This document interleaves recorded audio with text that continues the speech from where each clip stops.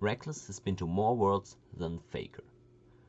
With Season 10 Worlds on the horizon and the play-in event actually going on as we speak, I've decided to take a look back at the tournament and its storylines and its flaws. This video probably won't take the direction you're expecting it to take right now, but that's okay. Let's jump right into it. Rekkles has been to more worlds than Faker. What does that mean? Faker is the Korean with the most worlds appearances out of all the Korean players, barring Impact.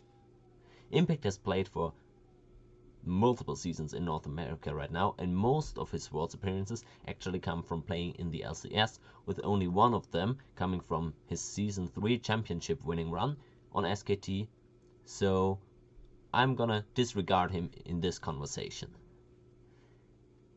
Faker was consistently great for 5 years, and he has only been to 5 World Championships, 4 of those participations coming from his 5-year prime era. Some people might debate that his prime lasted for longer or shorter, but those 5 years are pretty much generally agreed upon among experts. So, where's the issue with that? Rekkles has been to 6 worlds, and for this conversation, I've chosen to only regard players that have made worlds past Season 2, because strength of the tournament has only emerged from then, so players such as Doublelift or even Dyrus aren't exactly brought up in this conversation because some of their participations have been at World Championships that have had a considerably weaker level of play. Okay, where is the issue now? Along with All-Pro and MVP votings, which by the way are being treated as a joke in the community as of now, international appearances are the only way of measuring greatness of the career of a player. You might say that if he wasn't the best player in Korea, Faker simply didn't deserve to go to Worlds, or if his team wasn't among the best, they didn't deserve to go. And that sounds right, but it's actually wrong.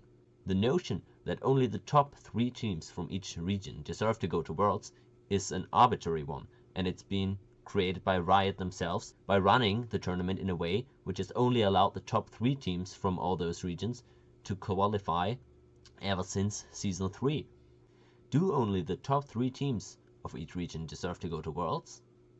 In a literal sense, not the top 3 teams of each region deserve to go, but the top 16 teams in the world deserve to play at the tournament, which is designed to figure out who the best team in the world actually is at that point in time. So why is it only the top 3 teams from each region? Or why is it even 3 teams from each region if we look at the best regions and the worst regions? I think a player deserves to go if he's top 16 in his role in the world. Now, of course, that isn't always going to work out if we take a look at the likes of Keen or Someday or those players. And even Faker himself has been a victim of poor teammates over the past couple of years, which is fine, but a team that is top 16 in the world should still have the chance to be at the event. And by only taking the top 3 teams from the best regions, you're simply not going to have the best 16 teams at the World Championship. Dyrus has been as often and Xmithy has been once more at the tournament than Faker. When have they last been top 16 in their role in the world? I can't recall a point in time where Dyrus was considered a top 16 top laner in the world past Season 3. Not even Locodoco rating Centauran 9.5 out of 10 would have said that Dyrus is a top 16 top laner in the world at Season 5 Worlds, but he still was there. Now how do we fix the issue that we still want to have teams from the considered weaker regions at the tournament, because we can't always know if they're really that much weaker than the others? Let's take a look at the FIFA World Cup, which solves this issue sufficiently. The World Cup is easier to reach for players from weak regions, just as in League of Legends. Rekkles, Dyrus and Xmithy all get to go to Worlds in a easier manner than Faker. But what does FIFA do exactly better than Riot when allowing teams to qualify for the event? I mean, it's fairly obvious. If you take a look at these graphics, Europe and South America have won every FIFA World Cup in history.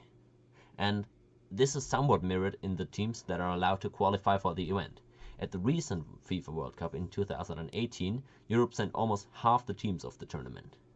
You might now say, okay, why is South America then treated equally as Africa and Asia?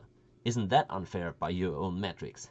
And it really isn't, because if we take a look at the geography of those countries, South America has about 15 countries, whereas Africa has about 50. So if we take a look at the percentage number of nations that get to send a squad to the World Cup, South America is heavily favored in that regard, and rightfully so.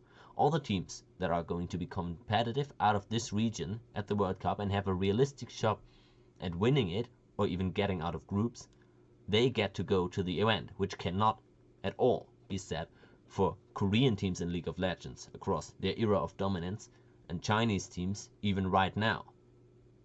I'm sure teams such as IG, LGD could all perform way better at Worlds than some of the teams in Pool 3 and have a realistic shot of getting out of the group. But this is not how the World's qualification format is designed. Yes, the FIFA World Cup is easier to reach for a player from weaker regions, but it is balanced by seeding, as we can see right here. There are more European teams. Something that needs to be acknowledged in esports as well is we are not all equally strong. The stronger regions with more teams that can actually win the whole thing should get more teams at the event. Riot has taken a step in the right direction by allowing one additional team from China and Europe, but that's not nearly enough to make up for 3 teams from North America, for example, or in the past 2 teams from Taiwan. You might now say that the age and the era of Korean dominance is over. What if we can't tell who the best region is? Hence, who should be allocated more seats to the tournament? Worlds is the only tournament that matters in the LoL circuit.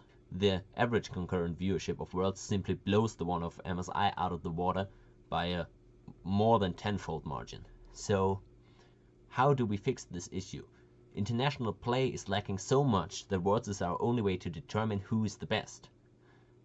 So, how do we know in each year which region should get to send how many teams to the tournament? Which are the regions and the teams that have the best chance to win it? There is a situation in European football that mirrors this one, and I'm sure most of you are familiar with it. The UEFA Champions League solves this issue in football.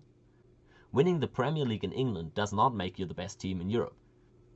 Neither does winning La Liga in Spain or the Bundesliga in Germany. So, how do they do it?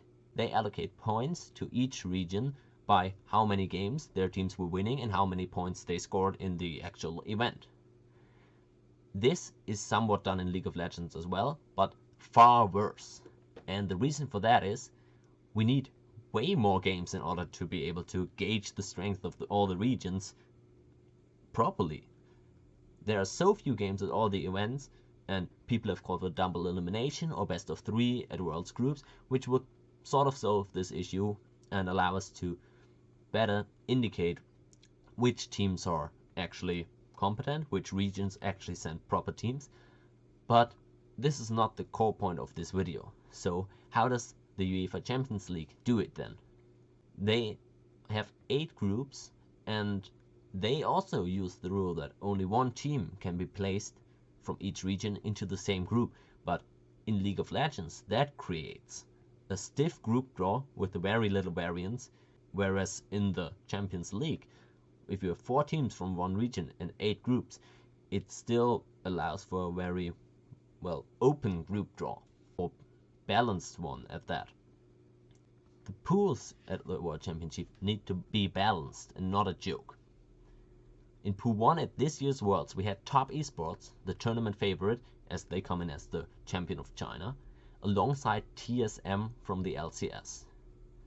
Those teams are being treated the same by Riot in creating those pools, in creating the groups. How is this a fair situation that is going to create equal strength groups? TSM is a team that is considered by many experts to be worse than some of the teams in even Pool 3 of the event. This is one of the major reasons that we don't get pretty much ever a fair and balanced group draw at Worlds. This destroys a considerable amount of the competitive integrity of the tournament and also makes it a little less entertaining to watch. The UEFA Champions League, on the other hand, they have a Pool 1 where pretty much every team could, in a reasonable scenario, win the whole thing, and there's an expert that could advocate for any team to make a run for the title, or at least get top 4. In League of Legends, you would be made fun of if you said, I think TSM is gonna place top 4 at this tournament, if not even make the final and win the title. That's something so outlandish to say, and this concept that a Pool 1 seed at the tournament is not even realistically gonna make top 4 at the event, which the Pool 1 treats them as, a top 4 team, is simply such a destructive element to the tournament itself. To the conclusion, Worlds needs to be reworked. Not from an entertainment perspective, which other people have tried to do by suggesting a double elimination playoff bracket. Large and vocal parts of the community have called for that. This video is simply pointing out that the qualification process is majorly flawed. Competitiveness of the event needs to be raised as of now. We need better pools, and we get those by allocating seeds to the region that really deserve them and really have a shot of going far in the tournament. I'm not arguing against wildcard teams being at the event, but I am arguing for those wildcard teams to be placed properly among the top or bottom teams from all the other regions. We need better seed allocation, a more proper qualification process, and we need no more ex-smithies to have more Worlds participations than Faker.